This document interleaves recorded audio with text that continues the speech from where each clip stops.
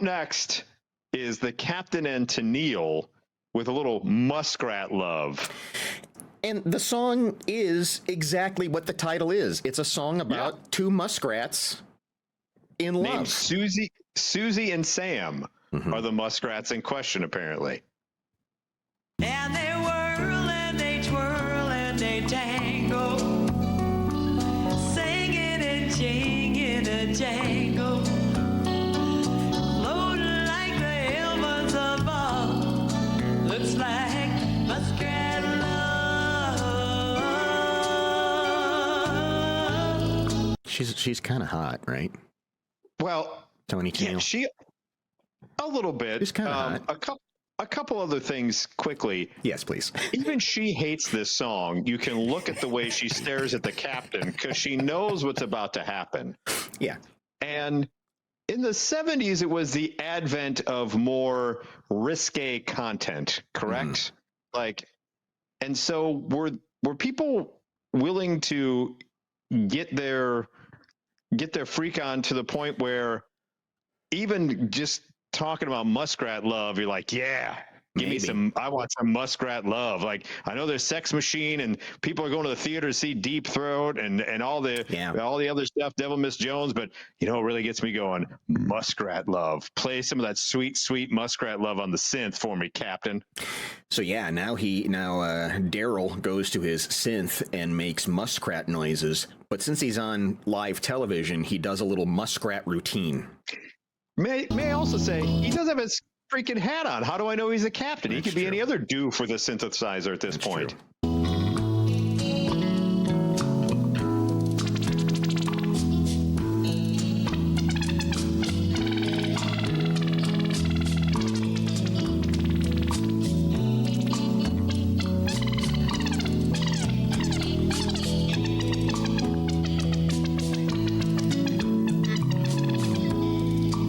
Every part of this.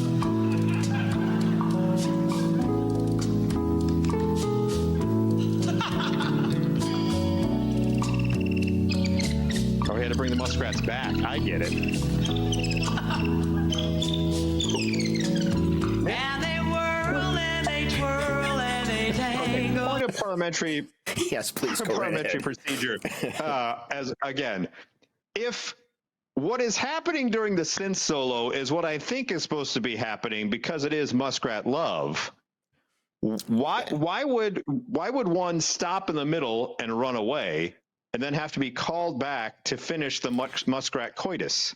I think you're making this a lot filthier than it really is, Michael. Oh, okay. This is just hugging? They're playful little muskrats.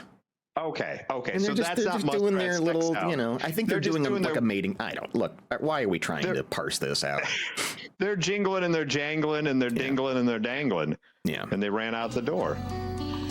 Singing and jinging a jangle, floating like the heavens above. Looks like muskrat love.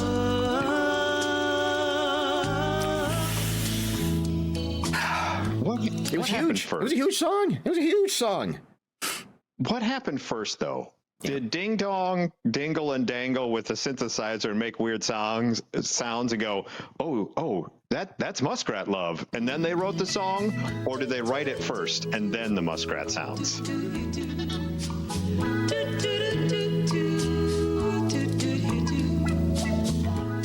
I kind of forgot how cute she is. She's kind of cute.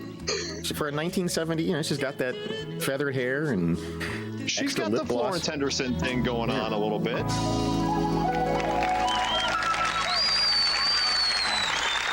Thank you so much. Be back with us again soon. Bye-bye. Oh, they had a TV show. That's right. They had their own TV show. They had a variety show. That's right.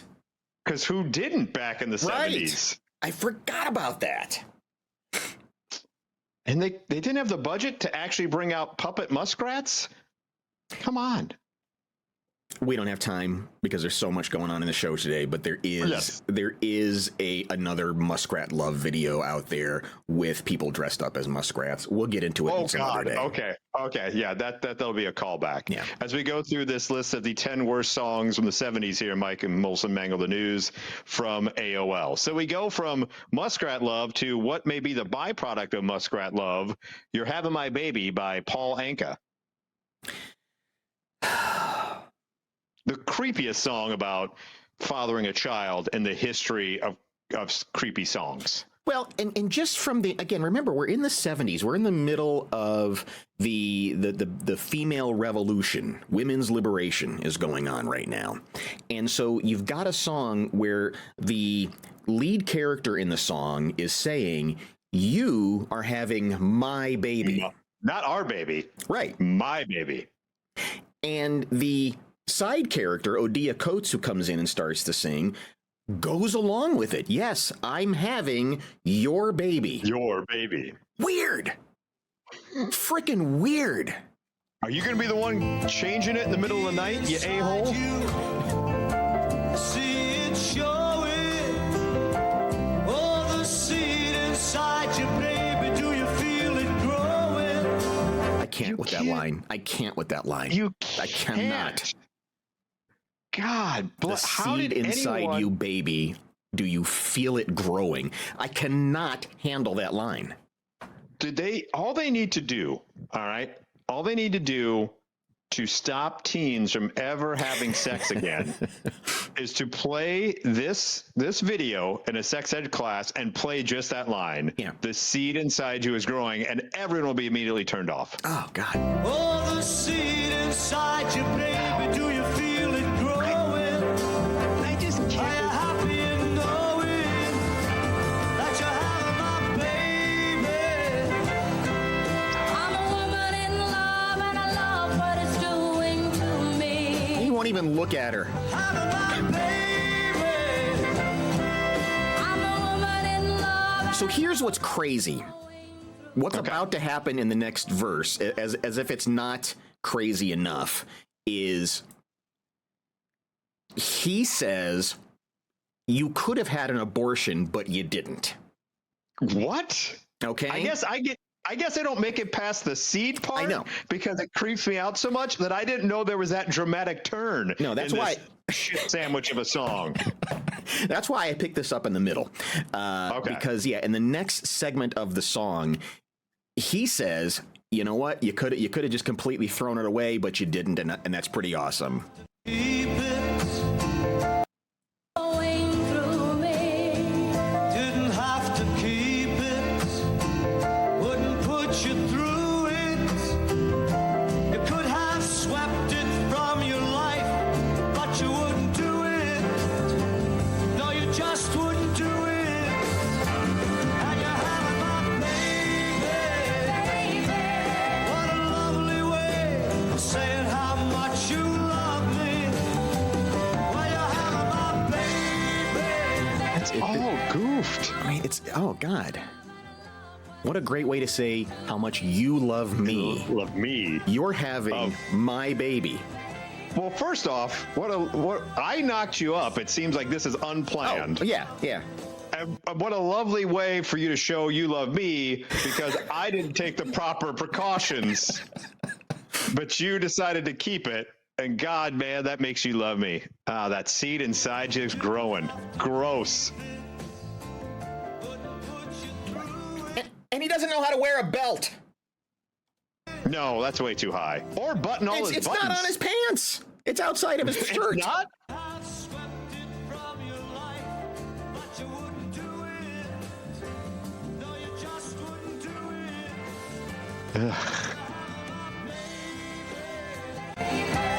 What a lovely way of saying how much you All right, I can't. No, I can't anymore with Anka. Nothing. How did not get him arrested? I have no idea. Oh, God.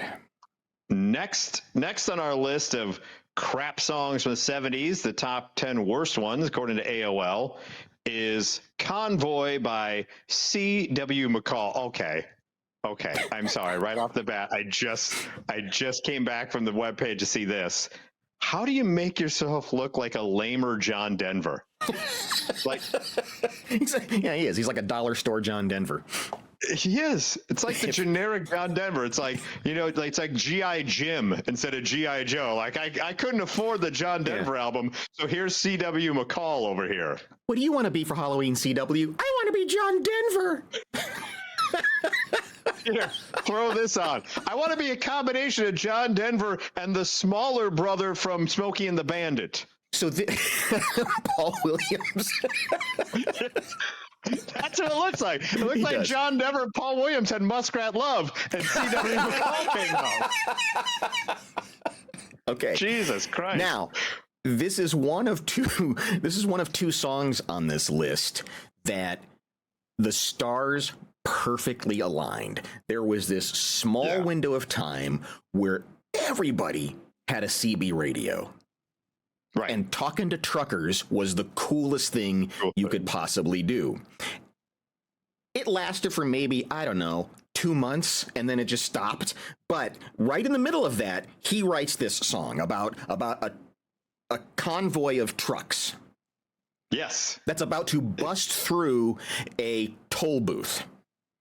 Oh, I didn't realize that part. Yeah. Well, we laid a strip for the Jersey Shore and prepared to cross the line. I could see the bridge was lined with bears, but it didn't have a doggone dime. I says, Pigpen, this here's a rubber duck. We just ain't going to pay no toll. So we crashed the gate doing 98. I says, let them truckers roll 10-4. We got a mighty convoy rocking through the night. Yeah, we got a mighty convoy. Ain't she a beautiful sight? I'm on the join our convoy. Ain't nothing gonna get in our way. This is on Hee Haw, and I've never seen the cast of Hee Haw so bored. Correct. Was this past the point of it being cool to talk to truckers? Like Hee Haw signed CW McCall, and he was like, I got a real big schedule, but I can get to you in 3 months. And it was like a week after everyone stopped talking on CB radios. You think how manic Hee Haw was. People were just, there's always something going on. It was like laughing if it was for hillbillies. And yet in this segment, everybody is just sitting there. They could not be less interested. No. And the chorus sounds like a jingle. Yeah. And what's your 20? Omaha. I believe he was an ad guy. I believe actually he did make jingles. Oh, was he? Yeah. Okay. Oh, wow, they even cut it off. They're just like, oh, it's good enough. Even we don't can't need take any more CW McCall.